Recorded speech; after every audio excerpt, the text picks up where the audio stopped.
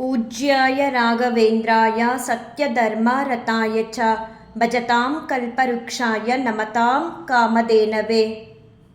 ಶ್ರೀ ಗುರು ರಾಘವೇಂದ್ರಾಯ ನಮಃ. ಎಲ್ಲರಿಗೂ ನನ್ನ ನಮಸ್ಕಾರಗಳನ್ನ ತಿಳಿಸ್ತಾ ಇವತ್ತಿನ ವಿಡಿಯೋದಲ್ಲಿ ಧನುರ್ಮಾಸ ಯಾವಾಗ ಆರಂಭ ಆಗ್ತಿದೆ ಹಾಗೆ ಧನುರ್ಮಾಸದ ಆಚರಣೆ ಬಗ್ಗೆ ತಿಳಿಸ್ಕೊಡ್ತೀನಿ. ಶ್ರೀಕೃಷ್ಣ ಪರಮಾತ್ಮನ್ಗೆ ಈ ಧನುರ್ಮಾಸ ಬಹಳ ಪ್ರಿಯವಾದಂತಹ ಮಾಸನಂತೆ. ಭಗವದ್ಗೀತೆಯಲ್ಲಿ ಶ್ರೀಕೃಷ್ಣ ಪರಮಾತ್ಮ ಹೇಳ್ತಾರೆ, ಈ ಧನುರ್ಮಾಸದಲ್ಲೂ ಕೂಡ ನಾನು ಪ್ರಕಟನಾಗಿರ್ತೀನಿ ಅಂತ. ಜೊತೆಗೆ ಮಹಾವಿಷ್ಣು ಮತ್ತೆ ಲಕ್ಷ್ಮಿಯರಿಗೂ ಕೂಡ ಈ ಒಂದು ಧನುರ್ಮಾಸ ಬಹಳ ಪ್ರಿಯವಾದಂತಹ ಮಾಸನಂತೆ. ಧನುರ್ಮಾಸ ಧಾರ್ಮಿಕ ಕಾರ್ಯಗಳಿಗೆ ಹೆಸರಾದಂತಹ ಒಂದು ಮಾಸ ಅಂತಾನೆ ಹೇಳ್ಬೋದು. ಈ ಧನುರ್ಮಾಸದಲ್ಲಿ ಲಕ್ಷ್ಮಿ ಮತ್ತೆ ಮಹಾವಿಷ್ಣುನ ಪೂಜಿಸೋದ್ರಿಂದ ಅವರ ಅನುಗ್ರಹನ ನಾವು ಹೆಚ್ಚಾಗಿ ಪಡ್ಕೋಬಹುದು. ಸಾಕ್ಷಾತ್ ಮಹಾಲಕ್ಷ್ಮಿ ಹೇಳ್ತಾರಂತೆ, ಈ ಧನುರ್ಮಾಸದಲ್ಲಿ ಯಾರ ಮನೆಗಳಲ್ಲಿ ಸೂರ್ಯೋದಯಕ್ಕೂ ಮುಂಚೆ ಅಂದರೆ ನಕ್ಷತ್ರಗಳು ಆಕಾಶದಲ್ಲಿ ಇರಬೇಕು, ಆ ಸಮಯದಲ್ಲಿ ನನ್ನ ಪತಿಯಾದ ವಿಷ್ಣು ದೇವರನ್ನ ಆರಾಧಿಸ್ತಾರೋ ಅಂಥವ್ರ ಮನೆಗಳಲ್ಲಿ ನಾನು ಶಾಶ್ವತವಾಗಿ ನೆಲೆಸ್ತೀನಿ ಅಂತ ತಿಳಿಸ್ತಾರಂತೆ ಮಹಾಲಕ್ಷ್ಮೀ ದೇವಿ. ಹಾಗಾಗಿ ಈ ಧನುರ್ಮಾಸ ಬಹಳ ವಿಶೇಷ ಇದೆ. ಅದರಲ್ಲೂ ಬ್ರಾಹ್ಮಿ ಮುಹೂರ್ತದಲ್ಲಿ ಆಕಾಶದಲ್ಲಿ ನಕ್ಷತ್ರಗಳಿರಬೇಕು. ಅದೇ ಸಮಯದಲ್ಲಿ ಪ್ರತಿನಿತ್ಯ ಈ ಒಂದು ಧನುರ್ಮಾಸದಲ್ಲಿ ಭಗವಂತನ ಸೇವೆನ ಮಾಡೋದ್ರಿಂದ ಭಗವಂತನ ಅನುಗ್ರಹ ಮತ್ತು ಆಶೀರ್ವಾದನ ಹೆಚ್ಚಾಗಿ ಪಡ್ಕೋಬಹುದು. ಸೂರ್ಯ ಧನುರ್ ರಾಶಿಗೆ ಪ್ರವೇಶ ಮಾಡಿದಾಗ್ಲಿಂದ ಧನುರ್ಮಾಸ ಆರಂಭ ಆಗಿ ಮಕರ ರಾಶಿಗೆ ಸಂಚಿಸುವ ತನಕ ಧನುರ್ಮಾಸ ಅನ್ನೋದು ಇರುತ್ತೆ. ಮಕರ ರಾಶಿಗೆ ಬಂದ ಮೇಲೆ ಮಕರ ಸಂಕ್ರಮಣ ಹಬ್ಬ ಬರುತ್ತೆ. ಧನುರ್ಮಾಸ ಯಾವಾಗ ಶುರುವಾಗುತ್ತೆ ಅಂತ ನೋಡೋದಾದ್ರೆ ಡಿಸೆಂಬರ್ 16ನೇ ತಾರೀಕು ಮಂಗಳವಾರ ಶುರುವಾಗಿ 14ನೇ ತಾರೀಕು ಜನವರಿ 2026 ಬುಧವಾರದವರೆಗೂ ಅಂದರೆ 1 ತಿಂಗಳುಗಳ ಕಾಲ ಈ ಧನುರ್ಮಾಸ ಇರುತ್ತೆ. ಈ ಧನುರ್ಮಾಸಕ್ಕೆ ಬಹಳ ವಿಶೇಷತೆ ಇದೆ. ಯಾರ ಮನೆಗಳಲ್ಲಿ ಪ್ರತಿನಿತ್ಯ ಧನುರ್ಮಾಸದ ಸಮಯದಲ್ಲಿ ಸೂರ್ಯೋದಯಕ್ಕೂ ಮುಂಚೆ ಎದ್ದು ಭಗವಂತನಿಗೆ ಸೇವೆನ ಮಾಡ್ತಾರೋ ಅಂದರೆ ಪೂಜೆ ಪುನಸ್ಕಾರನ ಮಾಡ್ತಾರೋ ಅಂಥವ್ರ ಮನೆಗಳಲ್ಲಿ ಅವ್ರ ಕಷ್ಟ ಕಾರ್ಪಣ್ಯಗಳೆಲ್ಲ ಭಗವಂತನ ಅನುಗ್ರಹದಿಂದ ದೂರ ಆಗುತ್ತೆ. ಈ ಧನುರ್ಮಾಸ ನಾವು ಕೂಡ ಮನೆಗಳಲ್ಲಿ ಧನುರ್ಮಾಸದ ಪೂಜೆ ಮಾಡ್ತೀವಿ ಅಂತ ಹೇಳಿ ಸೂರ್ಯೋದಯ ಆದ ಮೇಲೆ ಪೂಜೆ ಮಾಡಿದ್ರೆ ಯಾವುದೇ ರೀತಿಯಾದ ಒಂದು ಅನುಗ್ರಹ ಅನ್ನೋದು ಸಿಗಲ್ಲ. ಧನುರ್ಮಾಸದ ಪೂಜೆ ಅಂದರೆ ಸೂರ್ಯೋದಯಕ್ಕೂ ಮುಂಚೆನೆ ನಿಮ್ಮ ಕಷ್ಟ ಕಾರ್ಪಣ್ಯಗಳು ಏನಿದೆ ಅದಕ್ಕೋಸ್ಕರ ಭಗವಂತನ ಹತ್ರ ನೀವು ಬೇಡ್ಕೊಂಡು ಸೇವೆನ ಸಲ್ಲಿಸ್ಬೋದು. ಇಲ್ಲ ಏನಾದರೂ ಒಂದು ಇಷ್ಟಾರ್ಥಕ್ಕಾಗಿ ಭಗವಂತನ ಬಳಿ ಬೇಡ್ಕೊಂಡು ಈ ಸೂರ್ಯೋದಯಕ್ಕೂ ಮುಂಚೆ ಮನೆಯಲ್ಲಿ ಭಗವಂತನ ಸೇವೆನ ಯಥಾಶಕ್ತಿ ಮಾಡೋದ್ರಿಂದ ಭಗವಂತನ ಅನುಗ್ರಹ ಆಶೀರ್ವಾದನ ಪಡ್ಕೋಬಹುದು. ಆದರೆ ನೀವು ಏನೇ ಪೂಜೆ ಪುನಸ್ಕಾರ ಮಾಡಿದ್ರು ಸೂರ್ಯೋದಯಕ್ಕೂ ಮುಂಚೆನೆ ಮಾಡಿರಬೇಕು. ಹಾಗೆ ಪೂಜಿಸುವಂತ ಸಮಯದಲ್ಲಿ ಪ್ರತಿನಿತ್ಯ ಈ ಧನುರ್ಮಾಸದಲ್ಲಿ ವಿಷ್ಣು ಸಹಸ್ರನಾಮ ಪಾರಾಯಣನ ಮಾಡಬೇಕು. ವಿಷ್ಣು ಸಹಸ್ರನಾಮ ಪಾರಾಯಣದಿಂದ ಭಗವಂತನ ಅನುಗ್ರಹ ಆಶೀರ್ವಾದನ ನಾವು ಹೆಚ್ಚಾಗಿ ಪಡ್ಕೋಬಹುದು. ಯಾಕಂತ ಅಂದ್ರೆ ಈ ಧನುರ್ಮಾಸನೇ ವಿಷ್ಣು ದೇವರಿಗೆ ಅತ್ಯಂತ ಪ್ರಿಯವಾದಂತಹ ಮಾಸ. ಮತ್ತೆ ನಾವು ಈ ಧನುರ್ಮಾಸದಲ್ಲಿ ವಿಷ್ಣು ದೇವರಿಗೆ ಮತ್ತೆ ಮಹಾಲಕ್ಷ್ಮಿಗೆ ಪೂಜೆನ ಸಲ್ಲಿಸ್ತೀವಿ. ಪೂಜೆ ಸಲ್ಲಿಸೋದ್ರ ಜೊತೆಗೆ ಈ ಒಂದು ವಿಷ್ಣು ಸಹಸ್ರನಾಮನು ನಾವು ಪಾರಾಯಣನ ಮಾಡೋದ್ರಿಂದ ಹೆಚ್ಚಿನ ಅನುಗ್ರಹನ ಭಗವಂತನಿಂದ ಪಡ್ಕೋಬಹುದು. ಈ ವಿಷ್ಣು ಸಹಸ್ರನಾಮ ಪಾರಾಯಣನ ಹೆಣ್ಮಕ್ಳು ಮಾಡಬೇಕು, ಗಂಡ್ಮಕ್ಳು ಮಾಡಬಾರ್ದು ಅಂತ ಏನಿಲ್ಲ. ಯಾರು ಬೇಕಾದ್ರೂ ಈ ವಿಷ್ಣು ಸಹಸ್ರನಾಮ ಪಾರಾಯಣನ ಮಾಡ್ಬೋದು. ಚಿಕ್ಕ ಮಕ್ಕಳಿಂದ ಕೂಡ ಕಲ್ತಿದ್ರೆ ಪಾರಾಯಣನ ಮಾಡ್ಬೋದು.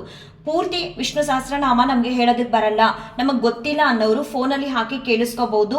ಜೊತೆಗೆ ಶ್ರೀರಾಮ ರಾಮ ರಮೇತಿ ರಮೇ ರಮೇ ಮನೋರಮೆ ಸಹಸ್ರನಾಮ ತತ್ತುಲ್ಯಂ ರಾಮನಾಮ ವರಾನನೆ ಈ ಒಂದು ಶ್ಲೋಕನ ನೀವು ಹೇಳ್ಕೊಳ್ಳೋದ್ರಿಂದ ವಿಷ್ಣು ಸಹಸ್ರನಾಮ ಹೇಳಿದಾಗ ಎಷ್ಟು ಭಗವಂತನ ಅನುಗ್ರಹ ಸಿಗುತ್ತೋ ಅಷ್ಟೇ ಅನುಗ್ರಹ ನಿಮಗೆ ಭಗವಂತನ ಆಶೀರ್ವಾದ ಸಿಗುತ್ತೆ. ಇದನ್ನ ನೀವು ಎಷ್ಟು ಬಾರಿ ಬೇಕಾದರೂ ಹೇಳ್ಕೋಬಹುದು. 9 ಬಾರಿ ಬೇಕಾದರೂ ಹೇಳ್ಕೋಬಹುದು, 2 ಬಾರಿ 3 ಬಾರಿ ಎಷ್ಟು ನಿಮ್ಮ ಮನ್ಸಿಗೆ ಹೇಳ್ಕೋಬೇಕು ಅಂತ ಭಗವಂತ ಮನ್ಸು ಕೊಡ್ತಾನೋ ಅಷ್ಟು ಬಾರಿ ಈ ಒಂದು ಶ್ಲೋಕನ ಹೇಳ್ಕೊಂಡ್ರೆ ವಿಷ್ಣು ಸಹಸ್ರನಾಮ ಹೇಳಿದಷ್ಟು ನಿಮಗೆ ಅನುಗ್ರಹ ಆಶೀರ್ವಾದ ಸಿಗುತ್ತೆ. ಜೊತೆಗೆ ಈ ಧನುರ್ಮಾಸದಲ್ಲಿ ದೇವಿಗೆ ಸಂಬಂಧಪಟ್ಟಂತಹ ಸ್ತೋತ್ರಗಳನ್ನ ನೀವು ಪಾರಾಯಣ ಮಾಡಬಹುದು.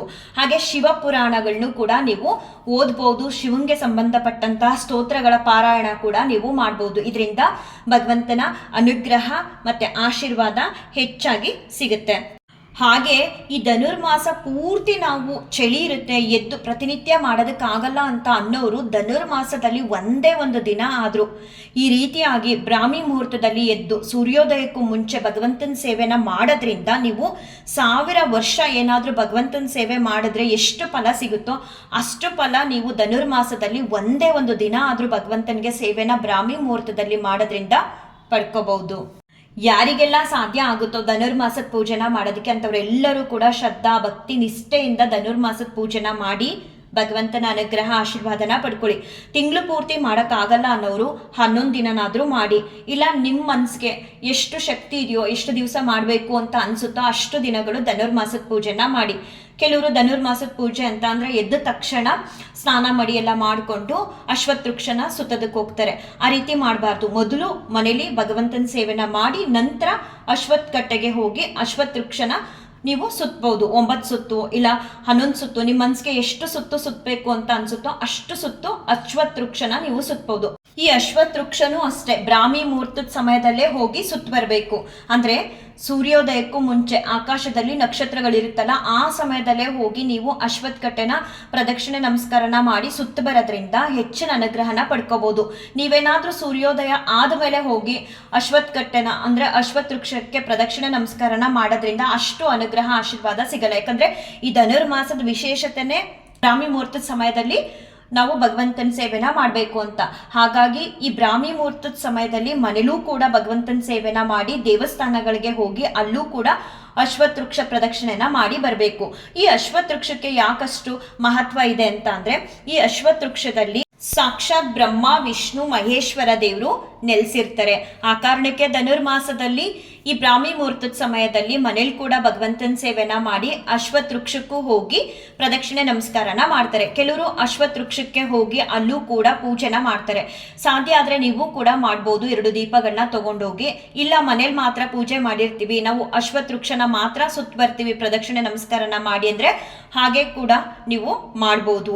ಈ ಅಶ್ವತ್ಥ ವೃಕ್ಷದ ಕೆಳಭಾಗ ಇದೆಯಲ್ಲ ಅಲ್ಲಿ ಮೂಲತೋ ಬ್ರಹ್ಮ ರೂಪಾಯ ಬ್ರಹ್ಮದೇವರು ಇರ್ತಾರಂತೆ, ಮಧ್ಯತೋ ವಿಷ್ಣು ರೂಪಾಯ ಅಶ್ವತ್ಥ ವೃಕ್ಷದ ಮಧ್ಯಭಾಗದಲ್ಲಿ ವಿಷ್ಣು ದೇವರು ಇರ್ತಾರಂತೆ, ಅಗ್ರತೋ ಶಿವರೂಪಾಯ ಮೇಲ್ಭಾಗದಲ್ಲಿ ಶಿವದೇವರು ಇರ್ತಾರಂತೆ. ಹಾಗಾಗಿ ಈ ಒಂದು ಧನುರ್ಮಾಸದಲ್ಲಿ ಅಶ್ವತ್ಥ ವೃಕ್ಷಕ್ಕೆ ಪ್ರದಕ್ಷಿಣೆ ನಮಸ್ಕಾರ ಮಾಡೋದ್ರಿಂದ ಹೆಚ್ಚಿನ ಅನುಗ್ರಹ ಆಶೀರ್ವಾದನ ನಾವು ಭಗವಂತನಿಂದ ಪಡ್ಕೋಬಹುದು. ಇಲ್ಲ ನಿಮ್ಗೆ ಯಾವ್ದಾದ್ರೂ ಒಂದು ಕಷ್ಟ ಕಾರ್ಪಣ್ಯಗಳಿದ್ರೆ ಅದನ್ನೂ ಕೂಡ ನೀವು ದೇವ್ರ ಹತ್ರ ಬೇಡ್ಕೊಂಡು ಪರಿಹಾರ ಮಾಡ್ಕೋಬಹುದು ಈ ಅಶ್ವತ್ಥ ವೃಕ್ಷನ ಪ್ರದಕ್ಷಿಣೆ ಮಾಡೋದ್ರಿಂದ. ಇಲ್ಲ ನಿಮ್ಮ ಇಷ್ಟಾರ್ಥಗಳು ಏನಿದೆ ಅದನ್ನ ಕೂಡ ನೀವು ಭಗವಂತನ ಬಳಿ ತಿಳಿಸಿ ಪ್ರದಕ್ಷಿಣೆ ನಮಸ್ಕಾರನ ಮಾಡಿ, ಇಷ್ಟು ದಿನ ಮಾಡ್ತೀವಿ, ಇಷ್ಟು ಪ್ರದಕ್ಷಿಣೆ ನಮಸ್ಕಾರನ ಮಾಡ್ತೀವಿ ಅಂತ ಹೇಳಿ ಭಗವಂತನ ಅನುಗ್ರಹ ಆಶೀರ್ವಾದನ ನೀವು ಪಡ್ಕೊಂಡು ನಿಮ್ಮ ಇಷ್ಟಾರ್ಥಗಳನ್ನು ಕೂಡ ಈಡೇರಿಸ್ಕೋಬಹುದು ಈ ಒಂದು ಧನುರ್ಮಾಸದಲ್ಲಿ ಅಶ್ವತ್ಥ ವೃಕ್ಷನ ಪ್ರದಕ್ಷಿಣೆ ನಮಸ್ಕಾರ ಮಾಡೋದ್ರ ಮೂಲಕ. ಎಷ್ಟು ಸುತ್ತು ನೀವು ಅಶ್ವತ್ಥ ವೃಕ್ಷನ ಸುತ್ತಿ ಪ್ರದಕ್ಷಿಣೆ ಮಾಡ್ತೀನಿ ಅಂತ ಅನ್ಕೊಳ್ತಿರೋ ಅಷ್ಟು ಬಾರಿ ಇವಾಗ ಹೇಳುವಂತಹ ಸ್ತೋತ್ರ ಅಥವಾ ಶ್ಲೋಕನ ಹೇಳ್ಕೊಳ್ಳೋದ್ರಿಂದ ನಿಮಗೆ ಭಗವಂತನ ಅನುಗ್ರಹ ಹೆಚ್ಚಾಗಿ ಸಿಗುತ್ತೆ. ಜೊತೆಗೆ ನಿಮ್ಮ ಕಷ್ಟ ಕಾರ್ಪಣ್ಯಗಳು ಕೂಡ ದೂರ ಆಗುತ್ತೆ. ಆ ಸ್ತೋತ್ರ ಆ ಶ್ಲೋಕ ಯಾವುದು ಅಂತ ನೋಡೋದಾದ್ರೆ ಮೂಲತೋ ಬ್ರಹ್ಮ ರೂಪಾಯ ಮಧ್ಯತೋ ವಿಷ್ಣು ರೂಪಿಣಿ ಅಗ್ರತಃ ಶಿವರೂಪಾಯ ವೃಕ್ಷರಾಜಾಯತೆ ನಮಃ. ಇದನ್ನ ನೀವು ಶ್ರದ್ಧಾ ಭಕ್ತಿ ನಿಷ್ಠೆಯೊಂದಿಗೆ ಹೇಳಬೇಕು. ನೀವು ಅಶ್ವತ್ಥ ವೃಕ್ಷನ ಸುತ್ತೀನಿ ಅಂತ ಹೇಳಿ ಅಕ್ಕಪಕ್ಕ ನೋಡೋದು, ಬೇರೆಯವ್ರ ಜೊತೆ ಮಾತಾಡೋದು, ಈ ರೀತಿ ಎಲ್ಲ ಮಾಡಬಾರ್ದು. ಈ ರೀತಿ ಏನೂ ಮಾಡದೆ ಶ್ರದ್ಧಾ ಭಕ್ತಿ ನಿಷ್ಠೆಯಿಂದ ಈ ಸ್ತೋತ್ರನ ಹೇಳ್ತಾ ನೀವು ಅಶ್ವತ್ಥ ವೃಕ್ಷನ ಎಷ್ಟು ಬಾರಿ ಪ್ರದಕ್ಷಿಣೆ ಮಾಡಬೇಕು ಪ್ರತಿನಿತ್ಯ ಎಷ್ಟು ದಿನದವರೆಗೂ ಅಂತ ಅನ್ಕೊಳ್ತಿರೋ ಅಷ್ಟು ಬಾರಿ ಮಾಡಿ ಭಗವಂತನ ಅನುಗ್ರಹ ಆಶೀರ್ವಾದನ ಪಡ್ಕೊಳ್ಳಿ.